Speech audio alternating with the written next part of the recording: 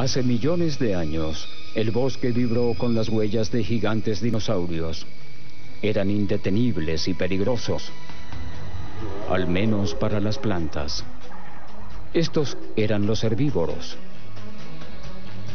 Hoy en día, los cazadores de dinosaurios están utilizando nuevos métodos y gran ingenio para descubrir las extrañas e inteligentes maneras en que los dinosaurios herbívoros se defendían de los atacantes y devoraban la vegetación. Los expertos están revelando cómo algunos llegaban a crecer hasta ser los animales más grandes que hayan caminado sobre la Tierra y cómo otros se protegían con una magnífica y mortal armadura para tratar de sobrevivir. A medida que los científicos investigan más a fondo, descubren por qué estos aparentemente inofensivos herbívoros fueron los más abundantes y diversos de todos los dinosaurios. Grandes o pequeños, igual dominaban la tierra de los gigantes.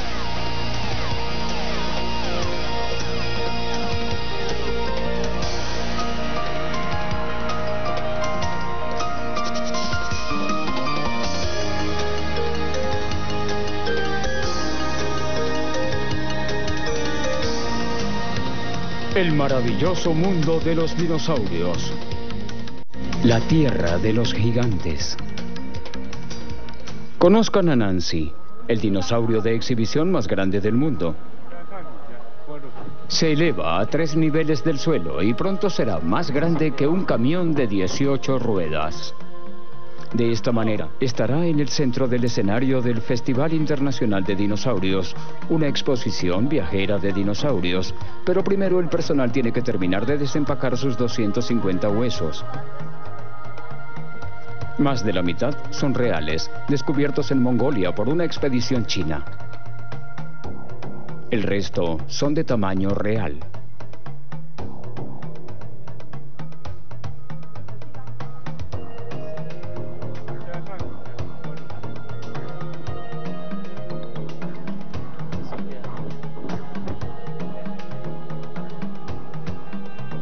Por su estructura, los científicos pueden inferir mucho acerca de cómo vivía, las adaptaciones y las defensas que la convirtieron en un éxito. Su gran tamaño era su mejor arma y el atributo más útil. Sus costillas, de 2,4 metros, eran la muralla de un estómago tan grande que las masivas cantidades de alimentos pasaban días en el interior hasta convertirse en energía. Sus largas patas, tan gruesas como los troncos de los árboles, podrían cargar su peso durante kilómetros con un esfuerzo mínimo.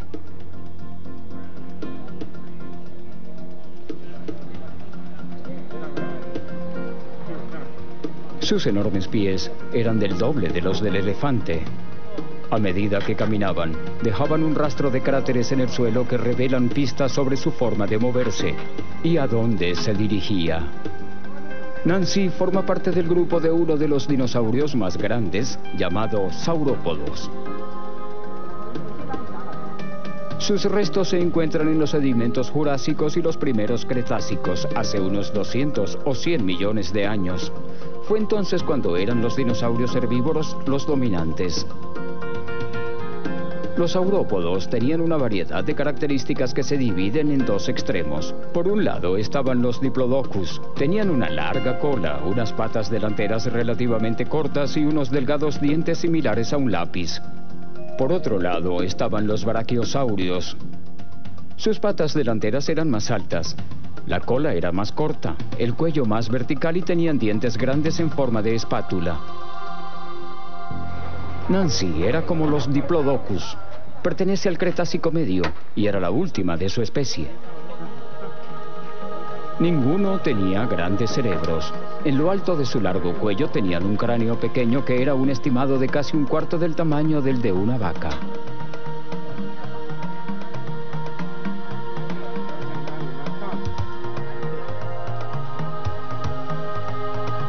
En el otro extremo tenían una enorme cola que podía hacer que los atacantes salieran volando con un simple movimiento. ¿Cómo eran en realidad estos gigantes dinosaurios? ¿Cómo un animal podría ser tan grande? Es un rompecabezas que desafía a los científicos. Mientras que unos se basan en la tecnología de vanguardia, otros buscan respuestas en experimentos bastante simples. En la Universidad de Purdue, en Indiana, el paleontólogo Jim Farlow utiliza un método para estimar cuánto pesan los saurópodos.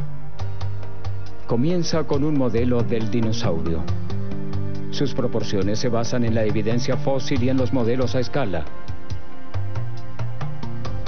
Lo sumerge en un recipiente con agua y mide cuánto aumenta. Eso le da el volumen del modelo.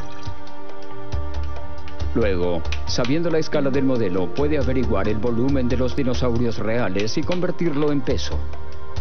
Los cálculos de Farlow muestran que un gran saurópodo podría haber pesado cerca de 60 toneladas. Los grandes saurópodos, los que habrían estado en el extremo superior del rango de tamaños, son animales que pudieron haber pesado 10 o tal vez hasta 20 veces más que un gran elefante. Y eso es algo que nuestra mente encuentra difícil de comprender. Como sucede a menudo en la ciencia, la solución de un rompecabezas lleva al otro. Por lo tanto, la pregunta es, ¿por qué eran capaces de crecer tanto cuando hay muy pocos mamíferos terrestres que han sido capaces de hacer lo mismo?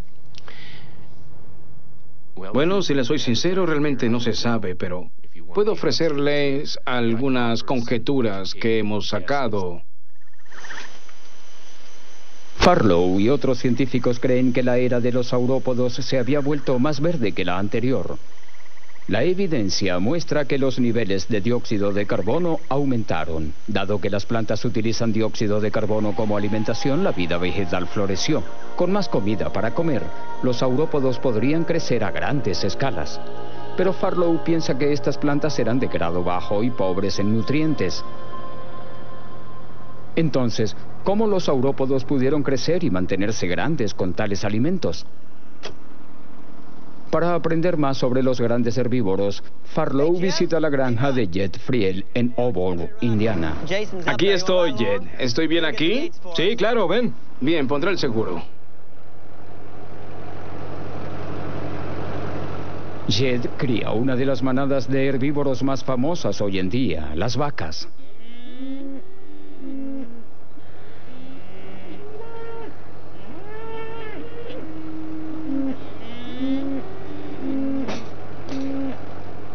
¿Cuánto de eso comería una vaca?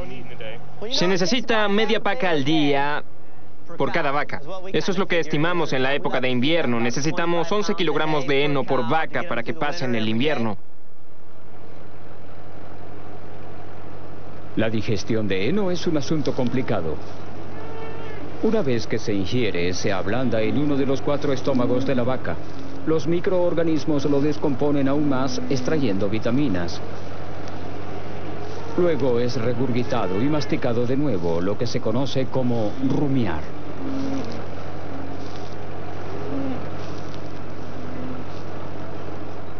Los saurópodos también tenían buena digestión.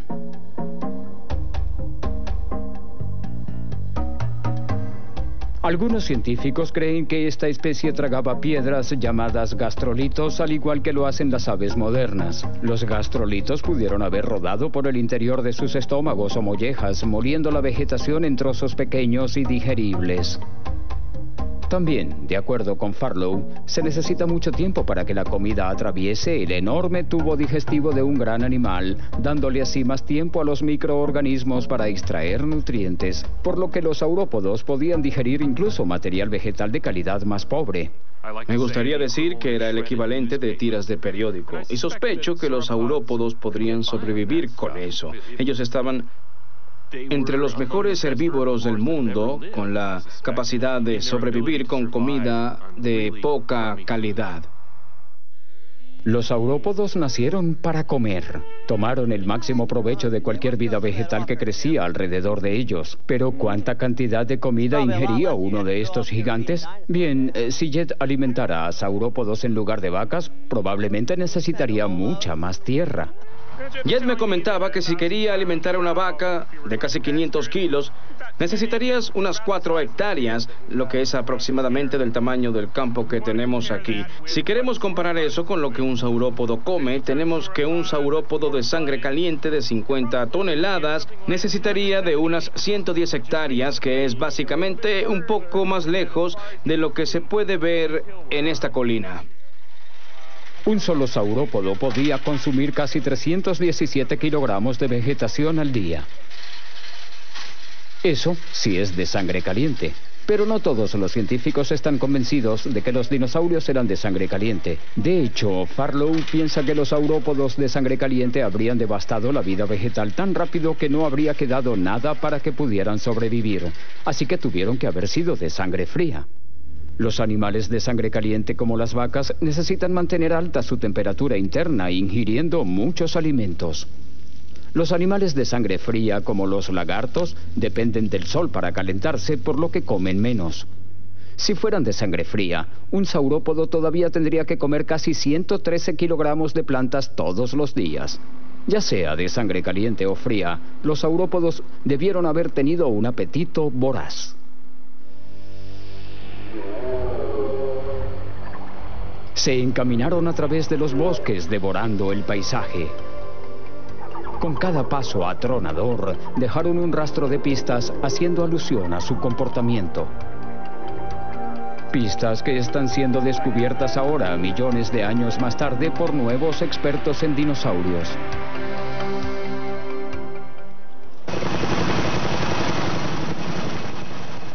Volando en lo alto del cielo, el experto en dinosaurios Christian Meyer ha descubierto restos de enormes dinosaurios en una cadena montañosa suiza conocida como la Jura, el lugar donde el período jurásico de la era de los dinosaurios obtuvo su nombre. Ha descubierto rastros de dinosaurios aquí, cubriendo una superficie 3 veces el tamaño de la ciudad de Nueva York. Se llaman Megatraxide. Meyer sabe que los huesos pueden decir mucho acerca de la anatomía, pero solo las huellas pueden revelar pistas sobre los movimientos de los dinosaurios.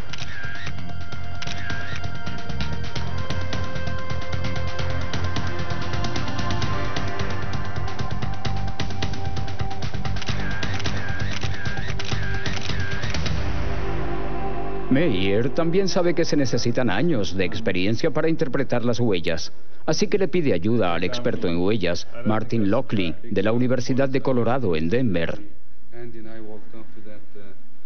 La primera tarea del día de Lockley, Meyer y la asistente Dorothy Hippler es mapear el área mediante fotografías aéreas. Ellos examinan las fotos para establecer el patrón y la dirección de cada huella, que genera pistas sobre el comportamiento de los dinosaurios. Pero a veces, las irregularidades en las rocas pueden enmascararse como huellas de dinosaurios.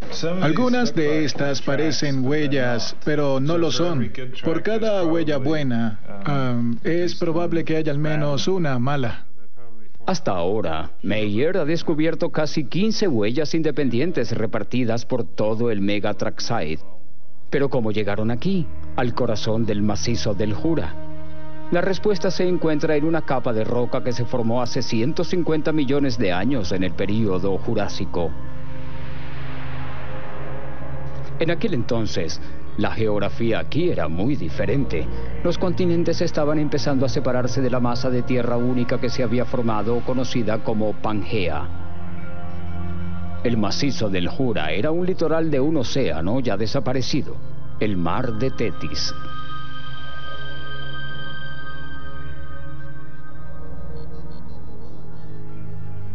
Después de que los dinosaurios pisotearan una costa empapada, el sol y el viento secaron sus huellas, que se endurecieron como el hormigón. La siguiente tormenta o inundación depositó una capa de sedimento sobre las huellas, lo cual las preservó. Luego, hace 15 millones de años, mientras que las masas de tierra siguieron cambiando y chocando, la costa fue empujada hacia arriba, formando montañas. Los sedimentos cubrían los rastros erosionados con el tiempo, dejando al descubierto las huellas fosilizadas. Hoy en día, Christian Meyer y su equipo de rastreadores las están juntando de nuevo, paso a paso. Oh, la pendiente sigue seca. Eso está bien. Entre sus descubrimientos más recientes se encuentran los rastros en una cantera cerca de la ciudad de Moutier. Quiero que coloquen la cuerda por allá arriba para comenzar a buscar. Después de las fotografías aéreas, el equipo tiene que examinar de cerca las huellas. Así que han puesto pernos de rapel en la roca para subir.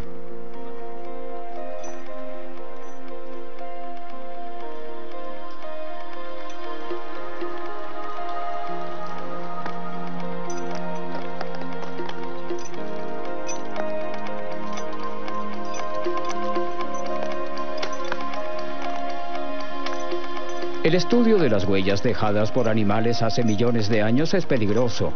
Para Martin Lockley, los riesgos valen la pena. Está interesado en la caza de huellas. Realmente es como ser un rastreador de animales modernos.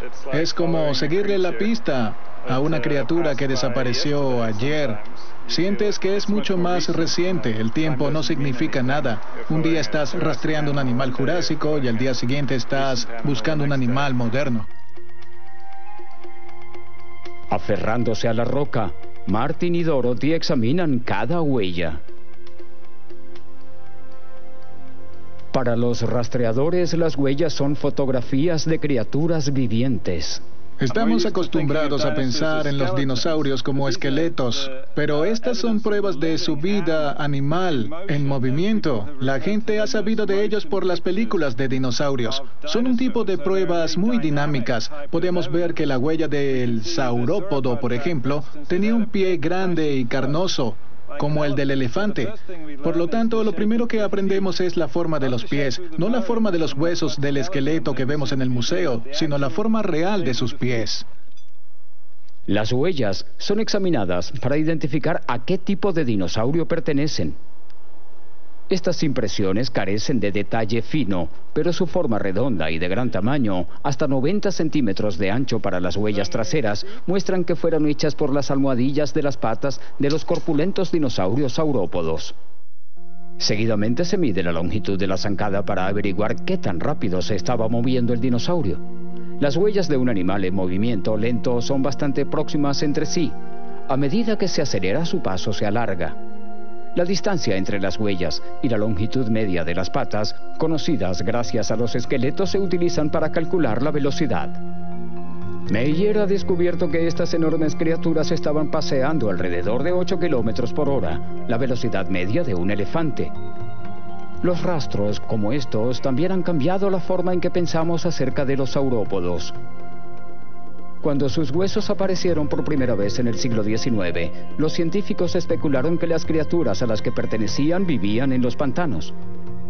El agua debió haber proporcionado la flotabilidad necesaria para cargar ese gran peso. Y debido a que se creía que los dinosaurios estaban relacionados con los reptiles, algunos creyeron que se arrastraban bajo tierra, arrastrando sus colas como los cocodrilos o los lagartos. Pero las huellas han contado una historia diferente. La falta de marcas de arrastre de la cola muestra que los dinosaurios caminaban con sus colas en el aire. La distancia tan estrecha entre cada huella demuestra que caminaban con sus patas directamente debajo de sus cuerpos, como los elefantes modernos, una postura que pudiera soportar su enorme peso sin la ayuda del agua. Hasta ahora, la cartografía de huellas de dinosaurios ha sido una operación de baja tecnología.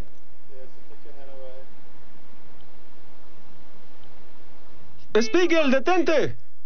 Hoy en día, Christian Meyer está probando un nuevo método que utiliza láser y computadora. El dispositivo dispara un rayo de luz a un pequeño reflector colocado en una huella. Al medir el tiempo que se tarda en volver el rayo de luz, el computador calcula la distancia a la huella. Es muy sencillo. Puedo hacer esto de esta manera. Puedo poner un punto en esta área y se calcula de inmediato. La superficie aparecerá aquí.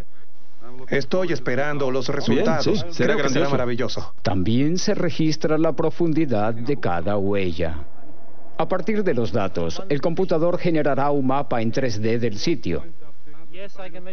Debido a que las huellas de la misma profundidad se hicieron al mismo tiempo, Meyer será capaz de señalar un rastro individual de múltiples cruces con el clic de un mouse.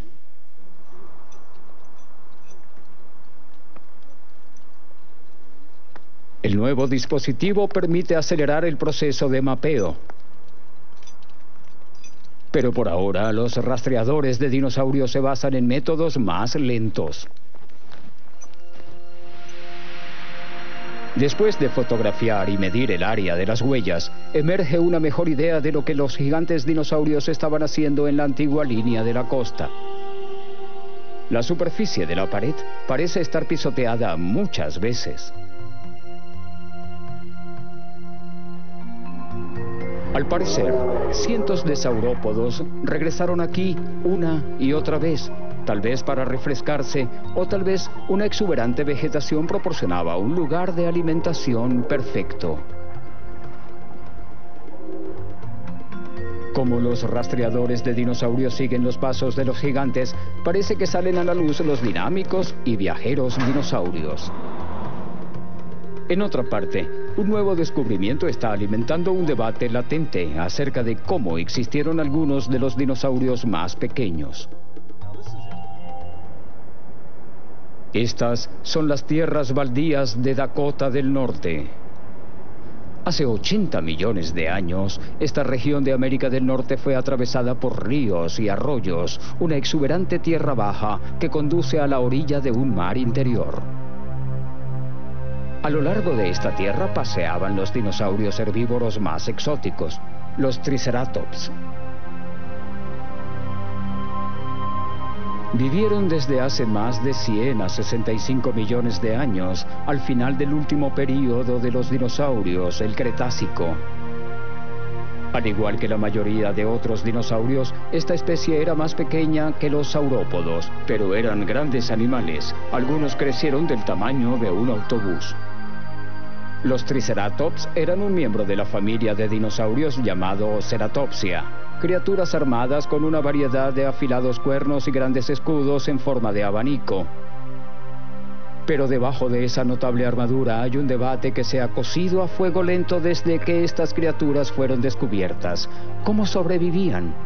El debate se inició en 1896, cuando la primera ilustración de un esqueleto ceratopsiano apareció en un cartel de especímenes del Museo Peabody de Yale.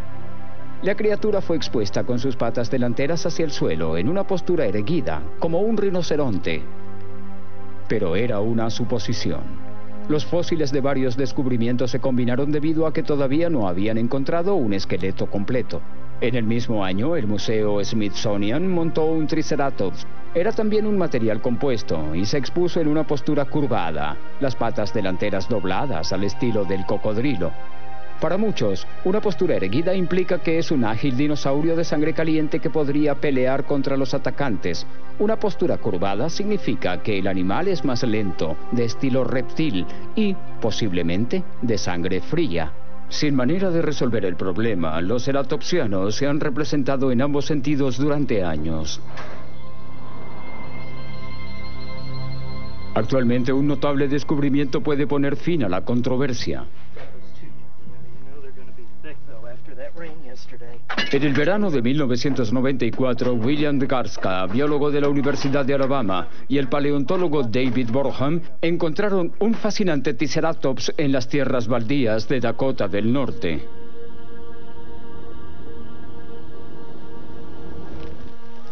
Garska había pasado semanas recorriendo la tierra en busca de restos de dinosaurios.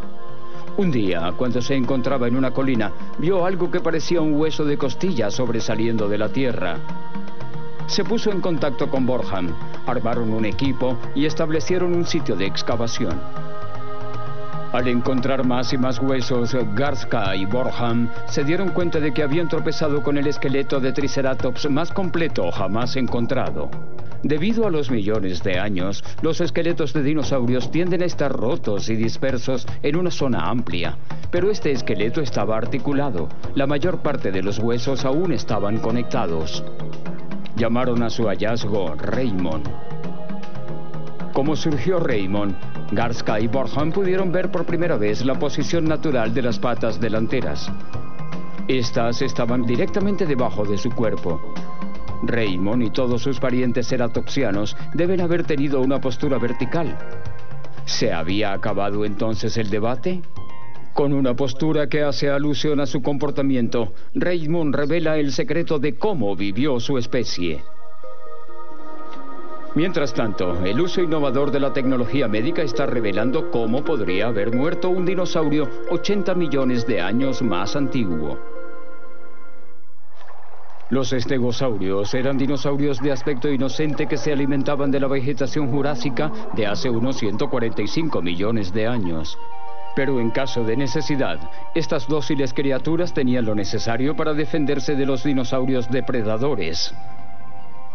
Las placas de su espalda intimidaban a sus enemigos, haciendo que el estegosaurio pareciera más grande de lo que realmente era, y las espinas letales al final de su cola de gran alcance podían defenderse de los rivales más duros. Pero a pesar de que las espinas eran tan letales como una daga, también pudieron ser un punto de vulnerabilidad.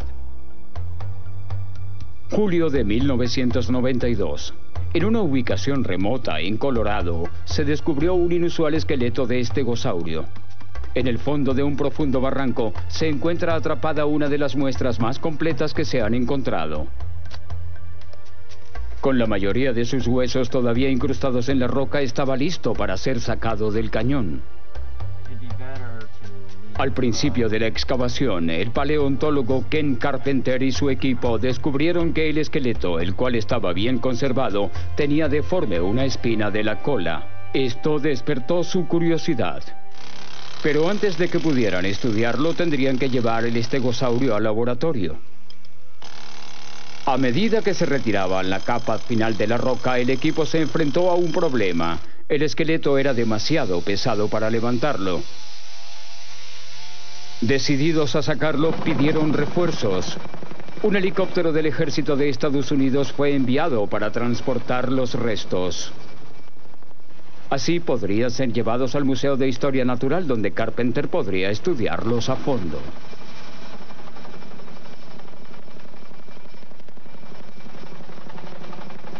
Los helicópteros están diseñados para elevar los carros de combate del siglo XX. Levantar los restos de un antiguo estegosaurio de 145 millones de años no fue diferente.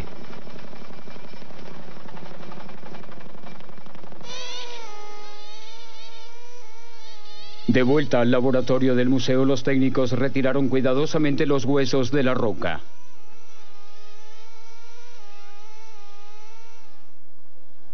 Finalmente, Carpenter estaba listo para realizar la autopsia. Comenzó centrándose en la espina desfigurada de la cola. No sabía qué conjetura sacar. Me pareció que tal vez el peso de la roca la estaba triturando. Ciertamente, si nos fijamos en esta espina más intacta, podemos ver que hay un poco de diferencia en la forma. Mientras Carpenter estudiaba la espina ósea, se dio cuenta de que mostraba signos de curación y regeneración, lo que indica que no sufrió daños después de la muerte. También detecta pequeños agujeros en la superficie del hueso, lo que sugiere una enfermedad. Una posibilidad era una infección bacteriana llamada osteomielitis. Si el hueso se ha roto y se deja sin tratamiento, las bacterias pueden invadir su médula, el tejido productor de sangre que se encuentra en el centro de una estructura en forma de panal. En cuestión de días, el líquido se acumula y el hueso presenta agujeros pequeños para aliviar la presión. La estructura interna del hueso se destruye con el tiempo. La infección puede propagarse por todo el cuerpo y causar la muerte. ¿Podría haber sido este el destino del estegosaurio de Carpenter? Para ayudarlo, tendría que analizar el interior de la espina. Pero había un problema. Hacer esto requería romper el fósil, algo que no estaba dispuesto a hacer. La respuesta estaba en el Hospital Kaiser en Denver. Lori McWinney, una de las ayudantes del laboratorio, trabaja allí. Ella sugirió hacer uso del tomógrafo del hospital. La tecnología médica desarrollada para observar sin causar daño en el tejido y los huesos humanos podría mostrar el interior de la espina sin destruirla. Me gustaría saber si podemos encontrar algunos detalles en esa área. De acuerdo. Primero, escanean una espina normal, la que se encuentra en estegosaurios sanos. Luego, ven la espina deformada.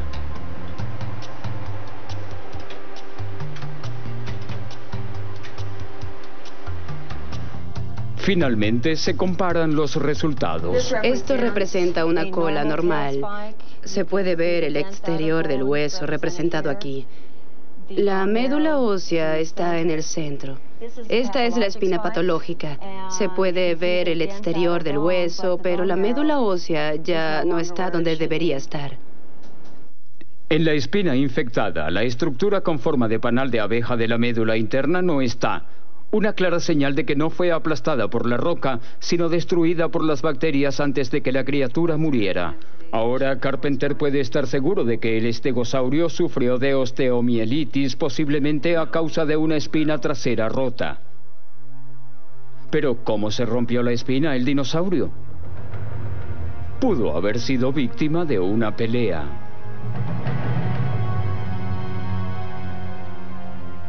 Las armaduras de los estegosaurios están a la vista. Pero el experto en dinosaurios Bob Bakker ha sacado algunas conclusiones acerca de las defensas de los dinosaurios saurópodos, aparte de su tamaño, que no son tan evidentes. Bakker afirma haber descubierto el secreto de cómo se protegió el saurópodo que él llama brontosaurio. Estoy debajo de la parte más vulnerable del brontosaurio. Aquí no hay un hueso, no hay cartílago, y por encima de mí estaría esta enorme parte de fluidos digestivos. Habíamos hablado que si atacan al brontosaurio aquí, podrían matarlo. Pensamos que si el brontosaurio se deja caer sobre una roca por aquí, podría lesionar su abdomen, pero estamos equivocados. Acabamos de encontrar el primer punto de la armadura perfecta del vientre del brontosaurio. Varillas de hueso de hasta 1 metro de largo que fueron incrustadas en el músculo del vientre justo aquí. Y estos huesos tienen grandes protuberancias que demuestran que tenían fuertes ligamentos en la musculatura del vientre. Esto le daría al brontosaurio el abdomen más fuerte que cualquier animal haya tenido alguna vez. Si uno fuera carnívoro y tratara de morder aquí, se partiría el diente. Al igual que si clavas una garra aquí, se saldría. Y si fueras un brontosaurio, estos huesos y músculos del vientre harían que tu intestino se mantuviera firme y rígido si quieres moverte rápidamente hacia la izquierda o la derecha o si quisieras permanecer recto. Con el intestino protegido y así de rígido, podría pasar de estar en 4 patas a levantarse en unos pocos segundos. Pero el brontosaurio era enorme. Por lo tanto, con un vientre fuerte o no, el levantar su cuerpo del suelo requería un par de trucos de fuerza. El brontosaurio tenía un extraño conjunto de órganos de equilibrio. El cuello era hueco, todos los huesos eran huecos, y aquí estarían los pulmones, llenos de aire. Y los huesos del torso son también huecos, llenos de aire, pero vuelves aquí y está todo lleno de fluido intestinal, y luego está la madre de todas las colas. Con su extremo delantero ligero y parte trasera pesada, un brontosaurio era como un sube y baja con el peso en un extremo. El inclinar su frente hacia arriba no era ningún problema. El animal estaba diseñado para levantarse rápido. ¿Por qué querría levantarse? Pues bien, este era un herbívoro. Este animal vivía en un entorno donde los veranos eran secos. No había nada para comer al nivel del suelo. Sin embargo, habían hojas verdes en los árboles. Árboles altos. Al levantarse rápidamente podía acceder al follaje que ningún otro herbívoro podría conseguir allí. Con sus patas masivas y cuello largo, el brontosaurio quizás podría medir unos 12 metros de altura. Pero esa flexibilidad viene con un precio. Este es el extremo delantero y hay 2 problemas aquí, están relacionados. Número 1, el cuerpo está diseñado para inclinarse hacia arriba, ¿es verdad? ¿Cómo va a correr la sangre desde el corazón hasta llegar arriba a la cabeza? Parece imposible. El problema número 2, este animal tiene un pequeño cerebro, más pequeño que sus antecesores. La evolución del brontosaurio redujo su nivel intelectual. ¿Están relacionados los 2 problemas? Sí. El brontosaurio sobreviviría mejor si pudiera levantar su parte trasera y alcanzar esas plantas. La única manera de conseguir esas plantas sería eliminar la necesidad de que la sangre sea bombeada hasta la cabeza. ¿Cómo se logra eso? Eliminando el cerebro. En este caso, reducir el cerebro era adaptivo. Los cerebros pequeños no necesitan un flujo constante de sangre. Realmente, este es un logro de alta tecnología de 18 toneladas. Es increíble. Quizás, pero no todo el mundo está de acuerdo. Hay una teoría alternativa. Dice así: El brontosaurio tenía un corazón tan grande que podía bombear sangre hacia arriba a la velocidad de una manguera de bomberos. Podía bombear esa sangre hacia la cabeza, incluso cuando ésta se encuentra muy arriba. Pero ¿qué sucedería cuando el brontosaurio bajara la cabeza? El flujo de sangre haría que el cráneo soplara esa sangre al resto del esqueleto. Puede que nunca sepamos con certeza el tamaño del corazón que tenía el brontosaurio, pero sí sabemos que su especie era enorme. Y si el tamaño era su mejor defensa, tal vez el saurópodo más seguro sería el más grande, un honor ahora otorgado a un dinosaurio descubierto en las tierras agrestes de Argentina. Por debajo de la línea ecuatorial, en una región de Argentina conocida como la Patagonia, se encuentra la pequeña localidad de Plaza Winkle.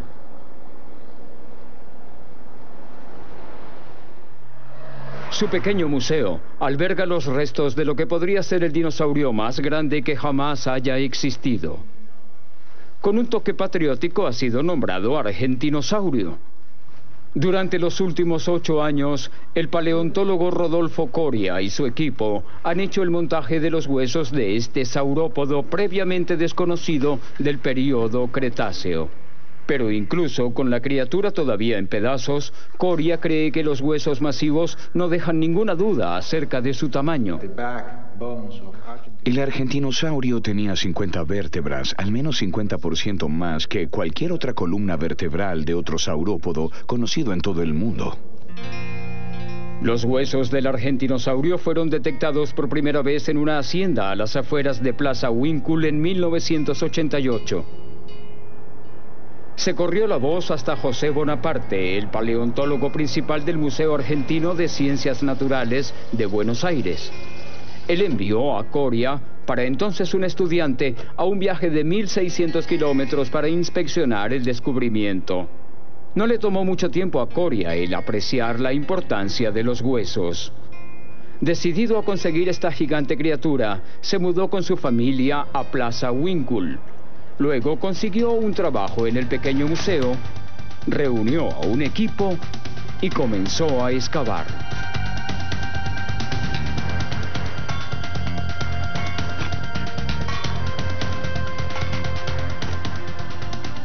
Después de muchos meses de trabajo duro, él y su equipo sacaron suficientes huesos como para comenzar a llevarlos al museo. Una vez allí, prosiguió la limpieza cuidadosa de los huesos y Coria empezó a pensar en la gran importancia de su enorme dinosaurio. Al parecer, el argentinosaurio se había convertido en el más reciente de una serie de descubrimientos de los dinosaurios más gigantescos. Empezó hace un siglo, cuando los dinosaurios fueron descubiertos en el oeste de Estados Unidos. Entonces surgió una rivalidad entre dos grandes paleontólogos, Edward Drinker Cope de Filadelfia y Othniel Charles Mars de la Universidad de Yale. Rápidamente se convirtió en una de las batallas más feroces de la ciencia moderna. Las hostilidades se intensificaron en 1877, cuando un enorme lecho de hueso fue descubierto cerca de Como Bluff, en Wyoming. Según la leyenda, los equipos enviados por Marsh y Cope mintieron, incluso destruyeron los fósiles para evitar que sus rivales los descubrieran. Durante 12 años, estas destructivas guerras causaron estragos. Al final, los rastreadores de Marsh desenterraron algunos de los huesos más grandes jamás encontrados. Entre ellos había un esqueleto casi completo que Marsh luego apodó como brontosaurio. Tenía un estimado de 23 metros de largo y 4,5 metros de altura, casi tan alto como un edificio de un piso, y tenía la longitud de unos 5 autos de tamaño medio. Un nuevo gigante apareció en 1910, cuando el Museo de Berlín hizo una de las mayores excavaciones de dinosaurios de todos los tiempos al este de África. 500 hombres trabajaron para extraer 250 toneladas de huesos de dinosaurios. Su mayor premio fue un brachiosaurio. Con una altura de 12 metros y una longitud de 26, sigue siendo el dinosaurio más grande ensamblado en un museo. Era más alto que un edificio de 3 pisos y tan largo como 6 autos. Pasarían 70 años antes de que se descubriera un dinosaurio aún más grande. En 1979, en Colorado, se descubrió un dinosaurio que era tan grande que se llamaba ultrasaurio. Se levantaba casi 3 metros de sus hombros y posiblemente se extendía a más de 30 metros de largo. Era como tener la longitud de un edificio de 4 pisos de altura y la amplitud de 7 autos. 6 años más tarde, a partir de un afloramiento rocoso en Nuevo México, llegó el dinosaurio más largo que se haya encontrado, el reptil terremoto, el Seismosaurus. Tenía una postura horizontal, pero el Seismosaurus podía alcanzar la altura de un edificio de 3 pisos. Con su larga cola en forma de látigo, se estima que alcanzó los 45 metros de largo, casi la longitud de 9 autos. ¿Y qué hay del argentinosaurio? ¿Cómo se compara? Podía haber llegado a los 36 metros y medio de largo y 18 metros de altura, lo que son 5 pisos de altura y cerca de 8 autos de largo. En tamaño promedio, Coria cree que el argentinosaurio es el dinosaurio más grande que se haya encontrado. Los huesos del argentinosaurio representan a un animal de 100 toneladas de peso, lo que equivale a 20 elefantes africanos todos juntos en el mismo cuerpo. Hoy en día el equipo de Coria ha puesto al descubierto todos los huesos que encontraron.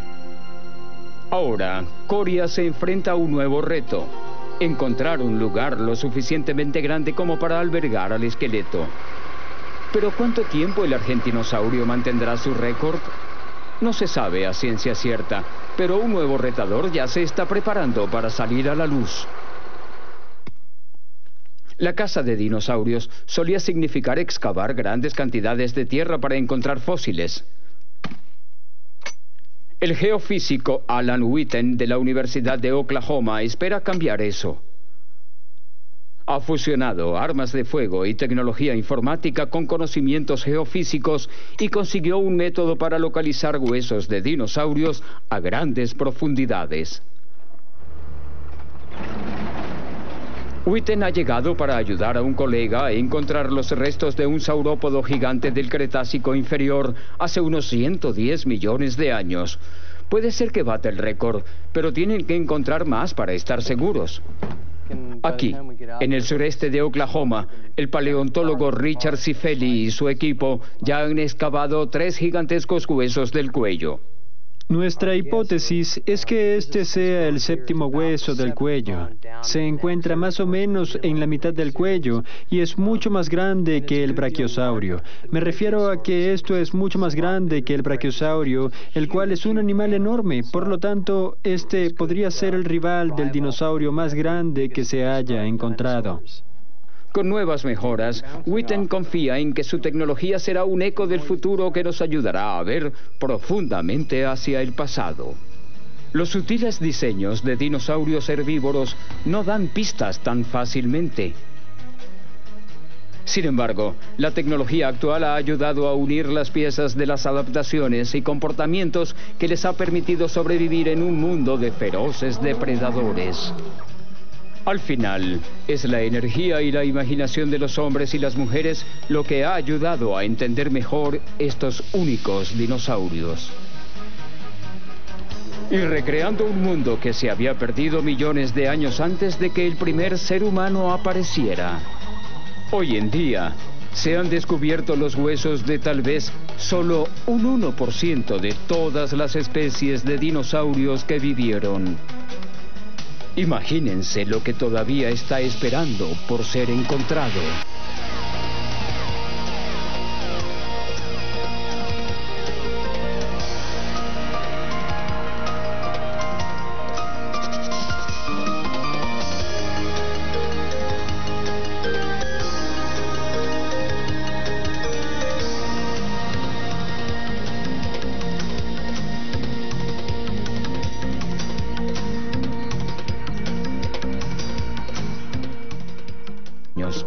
Fue entonces cuando eran los dinosaurios herbívoros los dominantes.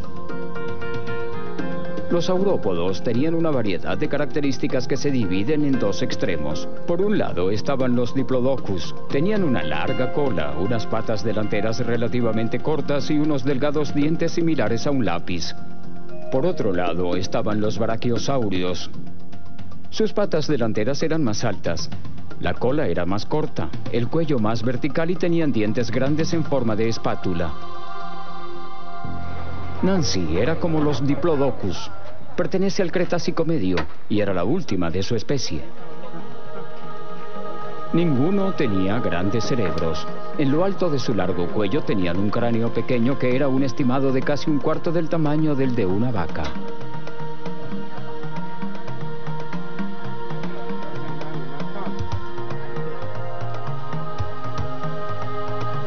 En el otro extremo tenían una enorme cola que podía hacer que los atacantes salieran volando con un simple movimiento. ¿Cómo eran en realidad estos gigantes dinosaurios? ¿Cómo un animal podría ser tan grande? Es un rompecabezas que desafía a los científicos. Mientras que unos se basan en la tecnología de vanguardia, otros buscan respuestas en experimentos bastante simples. En la Universidad de Purdue, en Indiana, el paleontólogo Jim Farlow utiliza un método para estimar cuánto pesan los saurópodos. Comienza con un modelo del dinosaurio. Sus proporciones se basan en la evidencia fósil y en los modelos a escala. Lo sumerge en un recipiente con agua y mide cuánto aumenta. Eso le da el volumen del modelo. Luego, sabiendo la escala del modelo, puede averiguar el volumen de los dinosaurios reales y convertirlo en peso. Los cálculos de Farlow muestran que un gran saurópodo podría haber pesado cerca de 60 toneladas. Los grandes saurópodos, los que habrían estado en el extremo superior del rango de tamaños, son animales que pudieron haber pesado 10 o tal vez hasta 20 veces más que un gran elefante. Y eso es algo que nuestra mente encuentra difícil de comprender. Como sucede a menudo en la ciencia, la solución de un rompecabezas lleva al otro. Por lo tanto, la pregunta es, ¿por qué eran capaces de crecer tanto cuando hay muy pocos mamíferos terrestres que han sido capaces de hacer lo mismo? Bueno, si les soy sincero, realmente no se sabe, pero puedo ofrecerles algunas conjeturas que hemos sacado. Farlow y otros científicos creen que la era de los saurópodos se había vuelto más... Meyer también sabe que se necesitan años de experiencia para interpretar las huellas, así que le pide ayuda al experto en huellas, Martin Lockley, de la Universidad de Colorado en Denver. La primera tarea del día de Lockley, Meyer y la asistente Dorothy Hippler es mapear el área mediante fotografías aéreas. Ellos examinan las fotos para establecer el patrón y la dirección de cada huella que genera pistas sobre el comportamiento de los dinosaurios. Pero a veces, las irregularidades en las rocas pueden enmascararse como huellas de dinosaurios. Algunas de estas parecen huellas, pero no lo son. Por cada huella buena, es probable que haya al menos una mala. Hasta ahora, Meyer ha descubierto casi 15 huellas independientes repartidas por todo el Megatraxide. Pero ¿cómo llegaron aquí, al corazón del macizo del Jura? La respuesta se encuentra en una capa de roca que se formó hace 150 millones de años en el período Jurásico. En aquel entonces, la geografía aquí era muy diferente. Los continentes estaban empezando a separarse de la masa de tierra única que se había formado, conocida como Pangea. El macizo del Jura era un litoral de un océano ya desaparecido, el mar de Tetis.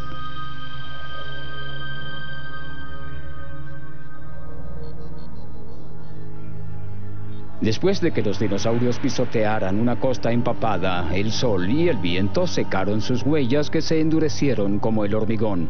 La siguiente tormenta o inundación depositó una capa de sedimento sobre las huellas, lo cual las preservó.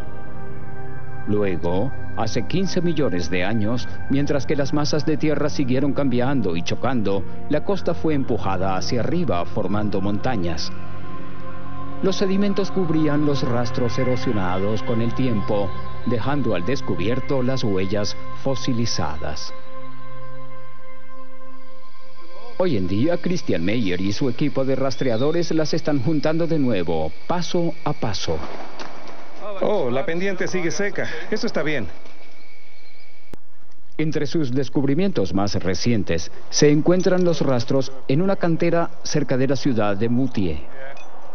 Quiero que coloquen la cuerda por allá arriba para comenzar a buscar. Después de las fotografías aéreas, el equipo tiene que examinar de cerca las huellas. Así que han puesto pernos de rapel en la roca para subir.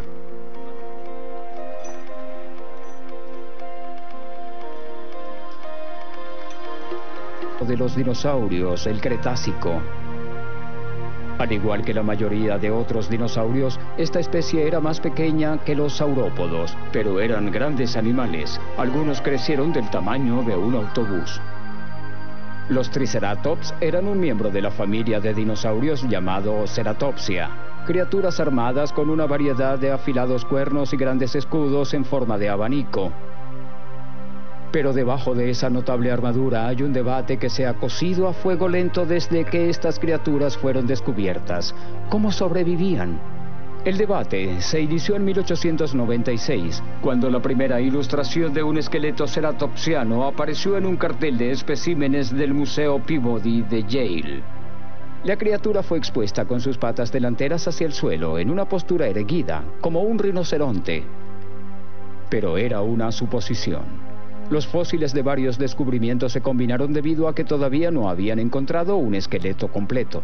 En el mismo año, el Museo Smithsonian montó un Triceratops. Era también un material compuesto y se expuso en una postura curvada, las patas delanteras dobladas al estilo del cocodrilo. Para muchos, una postura erguida implica que es un ágil dinosaurio de sangre caliente que podría pelear contra los atacantes. Una postura curvada significa que el animal es más lento, de estilo reptil y, posiblemente, de sangre fría.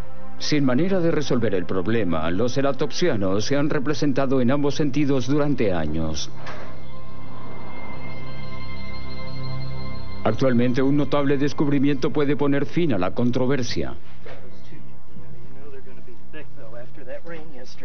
En el verano de 1994, William Garska, biólogo de la Universidad de Alabama, y el paleontólogo David Borham encontraron un fascinante Triceratops en las tierras baldías de Dakota del Norte.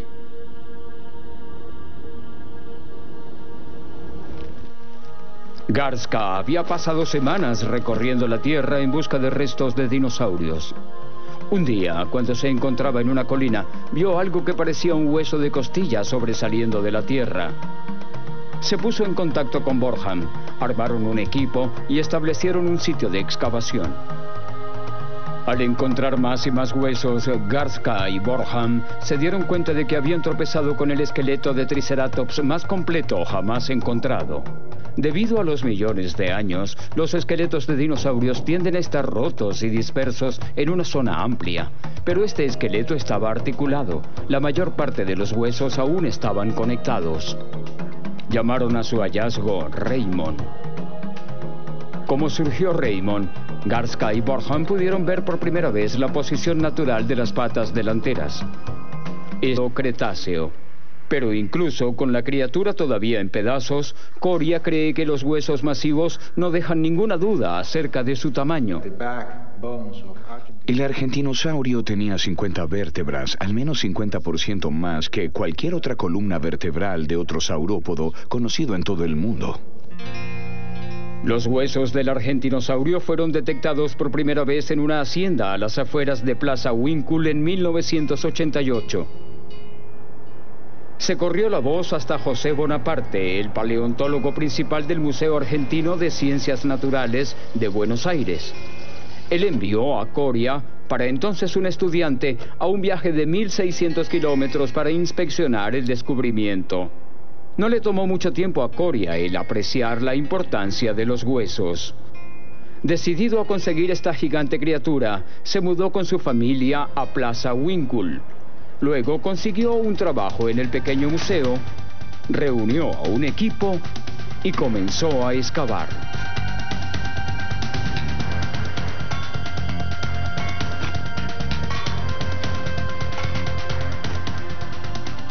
Después de muchos meses de trabajo duro, él y su equipo sacaron suficientes huesos como para comenzar a llevarlos al museo. Una vez allí, prosiguió la limpieza cuidadosa de los huesos y Coria empezó a pensar en la gran importancia de su enorme dinosaurio. Al parecer, el argentinosaurio se había convertido en el más reciente de una serie de descubrimientos de los dinosaurios más gigantescos. Empezó hace un siglo, cuando los dinosaurios fueron descubiertos en el oeste de Estados Unidos. Entonces surgió una rivalidad entre dos grandes paleontólogos, Edward Drinker Cope de Filadelfia y Othniel Charles Mars de la Universidad de Yale. Rápidamente se convirtió en una de las batallas más feroces de la ciencia moderna.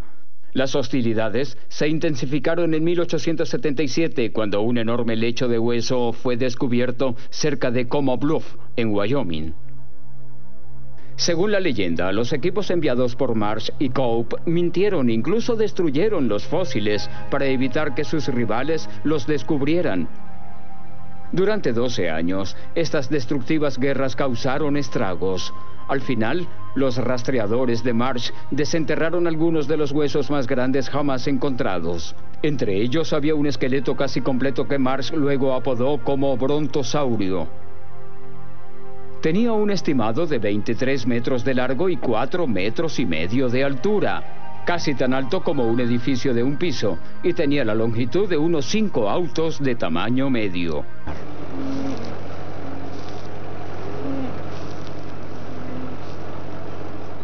Los saurópodos también tenían buena digestión.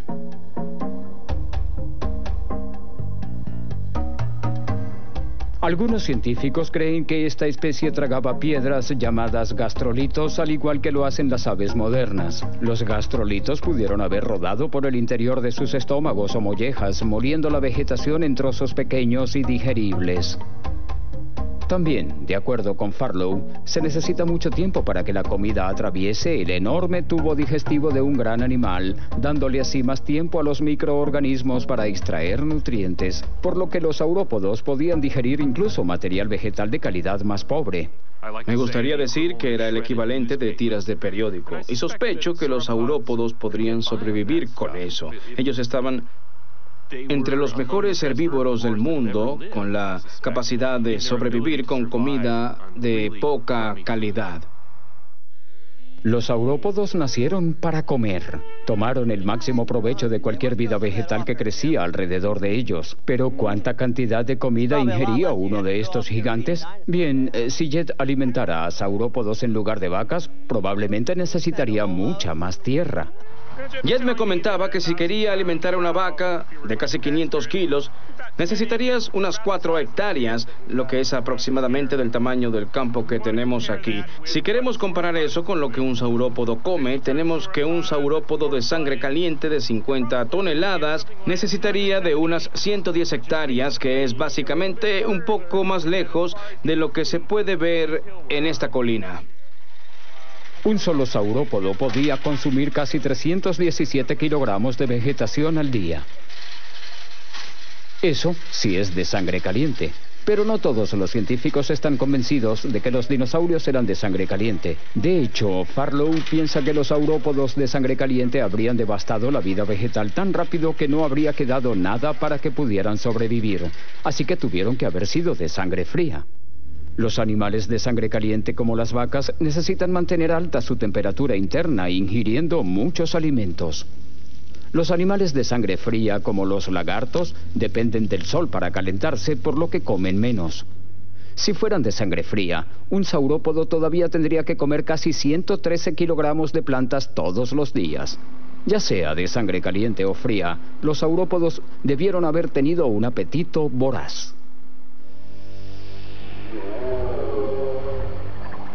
Se encaminaron a través de los bosques, devorando el paisaje. Con cada paso atronador, dejaron un rastro de pistas haciendo alusión a su comportamiento. Hacerles algunas conjeturas que hemos sacado. Farlow y otros científicos creen que la era de los saurópodos se había vuelto más verde que la anterior. La evidencia muestra que los niveles de dióxido de carbono aumentaron. Dado que las plantas utilizan dióxido de carbono como alimentación, la vida vegetal floreció. Con más comida para comer, los saurópodos podrían crecer a grandes escalas. Pero Farlow piensa que estas plantas eran de grado bajo y pobres en nutrientes. Entonces, ¿cómo los saurópodos pudieron crecer y mantenerse grandes con tales alimentos? Para aprender más sobre los grandes herbívoros, Farlow visita la granja de Jed Friel en Auburn, Indiana. Aquí estoy, Jed. ¿Estoy bien aquí? Sí, claro, ven. Bien, pondré el seguro.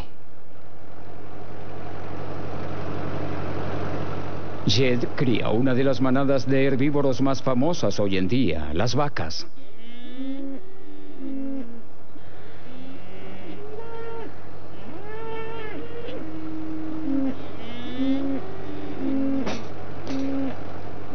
¿Cuánto de eso comería una vaca? Se necesita media paca al día por cada vaca. Eso es lo que estimamos en la época de invierno. Necesitamos 11 kilogramos de heno por vaca para que pasen el invierno. La digestión de heno es un asunto complicado. Una vez que se ingiere, se ablanda en uno de los 4 estómagos de la vaca. Los microorganismos lo descomponen aún más, extrayendo vitaminas. Luego es regurgitado y masticado de nuevo, lo que se conoce como rumiar.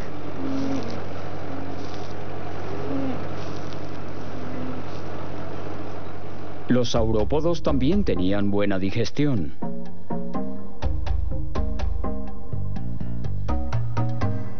Algunos científicos creen que esta especie tragaba piedras llamadas gastrolitos, al igual que lo hacen las aves modernas. Los gastrolitos pudieron haber rodado por el interior de sus estómagos o mollejas, moliendo la vegetación en trozos pequeños y digeribles.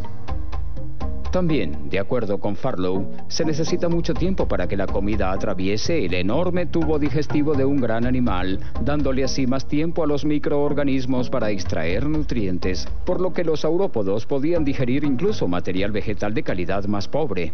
Me gustaría decir que era el equivalente de tiras de periódico, y sospecho que los saurópodos podrían sobrevivir con eso. Ellos estaban entre los mejores herbívoros del mundo, con la capacidad de sobrevivir con comida de poca calidad.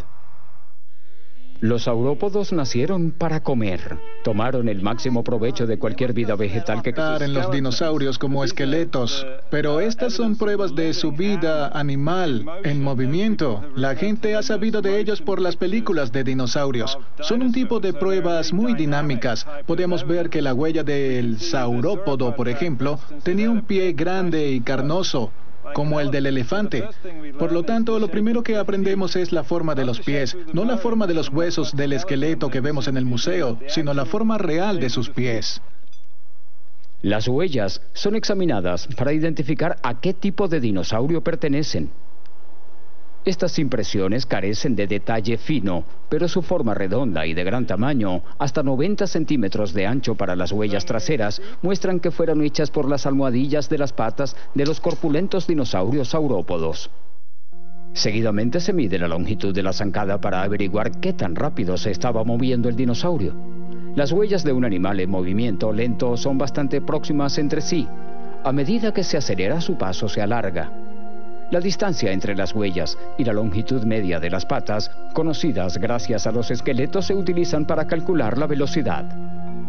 Meyer ha descubierto que estas enormes criaturas estaban paseando alrededor de 8 kilómetros por hora, la velocidad media de un elefante. Los rastros como estos también han cambiado la forma en que pensamos acerca de los saurópodos. Cuando sus huesos aparecieron por primera vez en el siglo XIX, los científicos especularon que las criaturas a las que pertenecían vivían en los pantanos. El agua debió haber proporcionado la flotabilidad necesaria para cargar ese gran peso. Y debido a que se creía que los dinosaurios estaban relacionados con los reptiles, algunos creyeron que se arrastraban bajo tierra, arrastrando sus colas como los cocodrilos o los lagartos. Pero las huellas han contado una historia diferente. La falta de marcas de arrastre de la cola muestra que los dinosaurios caminaban con sus colas en el aire. La distancia tan estrecha entre cada huella demuestra que caminaban con sus patas directamente debajo de sus cuerpos, como los elefantes modernos, una postura que pudiera soportar su enorme peso sin la ayuda del agua. Hasta ahora, la cartografía de huellas de dinosaurios ha sido una operación de baja tecnología.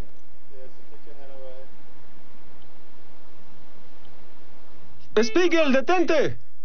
Hoy en día, Christian Meyer está probando un nuevo método que utiliza láser y computadora.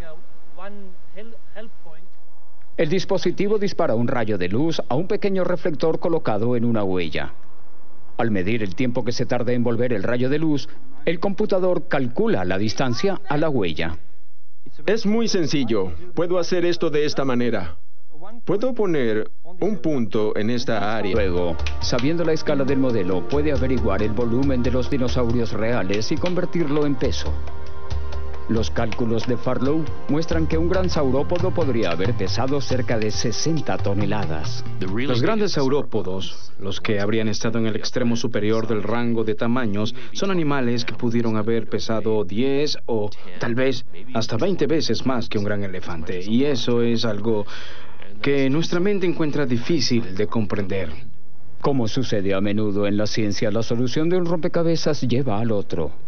Por lo tanto, la pregunta es, ¿por qué eran capaces de crecer tanto cuando hay muy pocos mamíferos terrestres que han sido capaces de hacer lo mismo? Bueno, si les soy sincero, realmente no se sabe, pero puedo ofrecerles algunas conjeturas que hemos sacado. Farlow y otros científicos creen que la era de los saurópodos se había vuelto más verde que la anterior. La evidencia muestra que los niveles de dióxido de carbono aumentaron. Dado que las plantas utilizan dióxido de carbono como alimentación, la vida vegetal floreció. Con más comida para comer, los saurópodos podrían crecer a grandes escalas. Pero Farlow piensa que estas plantas eran de grado bajo y pobres en nutrientes. Entonces, ¿cómo los saurópodos pudieron crecer y mantenerse grandes con tales alimentos? Para aprender más sobre los grandes herbívoros, Farlow visita la granja de Jed Friel en Auburn, Indiana. Aquí estoy, Jed. ¿Estoy bien aquí? Sí, claro, ven. Bien, pondré el seguro. Jed cría una de las manadas de herbívoros más famosas hoy en día, las vacas.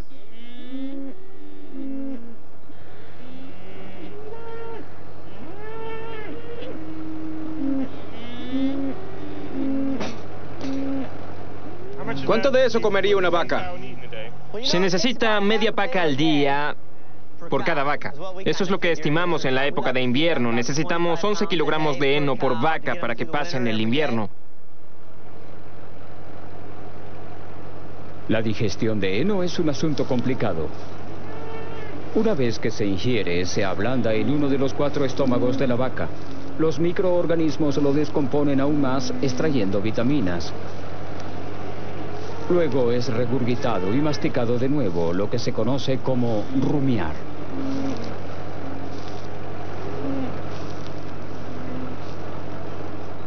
Los saurópodos también tenían buena digestión.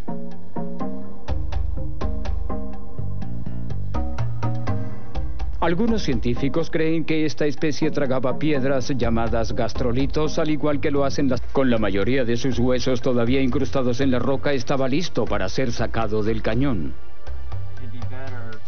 Al principio de la excavación, el paleontólogo Ken Carpenter y su equipo descubrieron que el esqueleto, el cual estaba bien conservado, tenía deforme una espina de la cola. Esto despertó su curiosidad. Pero antes de que pudieran estudiarlo, tendrían que llevar el estegosaurio al laboratorio. A medida que se retiraba la capa final de la roca, el equipo se enfrentó a un problema. El esqueleto era demasiado pesado para levantarlo. Decididos a sacarlo, pidieron refuerzos. Un helicóptero del ejército de Estados Unidos fue enviado para transportar los restos. Así podrían ser llevados al Museo de Historia Natural, donde Carpenter podría estudiarlos a fondo.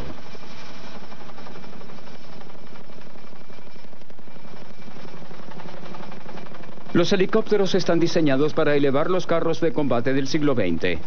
Levantar los restos de un antiguo estegosaurio de 145 millones de años no fue diferente.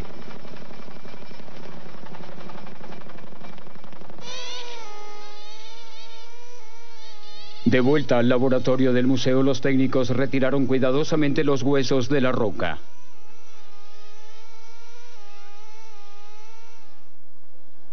Finalmente, Carpenter estaba listo para realizar la autopsia. Comenzó centrándose en la espina desfigurada de la cola.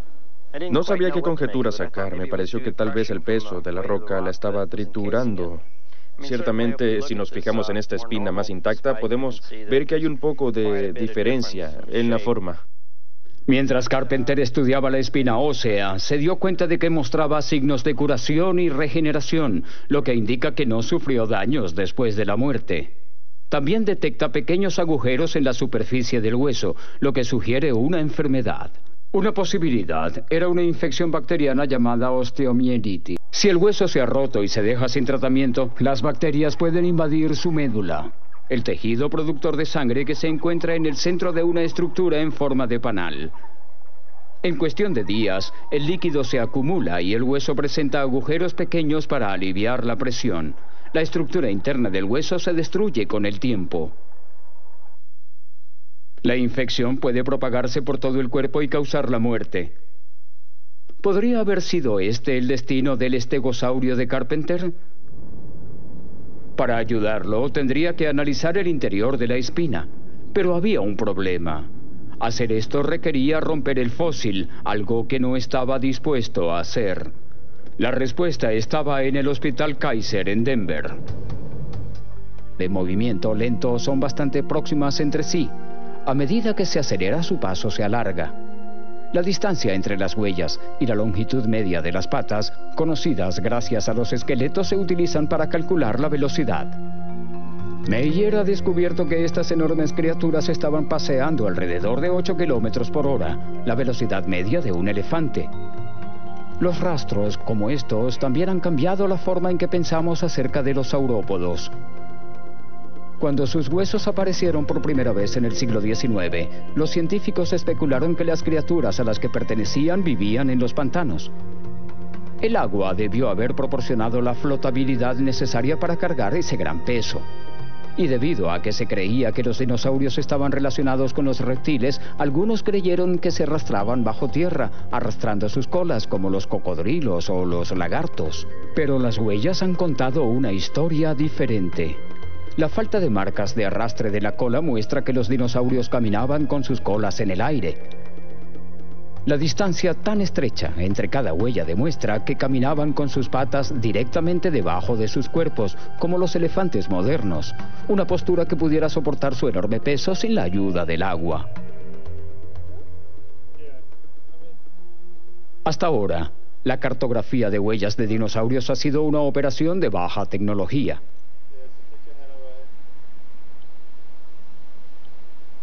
¡Spiegel, detente!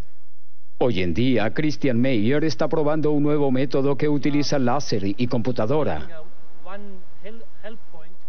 El dispositivo dispara un rayo de luz a un pequeño reflector colocado en una huella. Al medir el tiempo que se tarda en volver el rayo de luz, el computador calcula la distancia a la huella. Es muy sencillo. Puedo hacer esto de esta manera. Puedo poner un punto en esta área y se calcula de inmediato. La superficie aparecerá aquí. Estoy esperando los resultados. Bien, sí, será Creo que será maravilloso. También se registra la profundidad de cada huella. A partir de los datos, el computador generará un mapa en 3D del sitio. Debido a que las huellas de la misma profundidad se hicieron al mismo tiempo, Meyer será capaz de señalar un rastro individual de múltiples cruces con el clic de un mouse.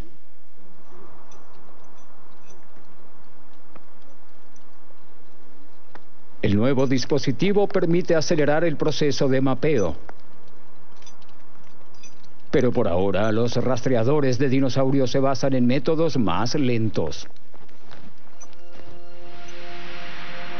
Después de fotografiar y medir el área de las huellas, emerge una mejor idea de lo que los gigantes dinosaurios estaban haciendo en la antigua línea de la costa.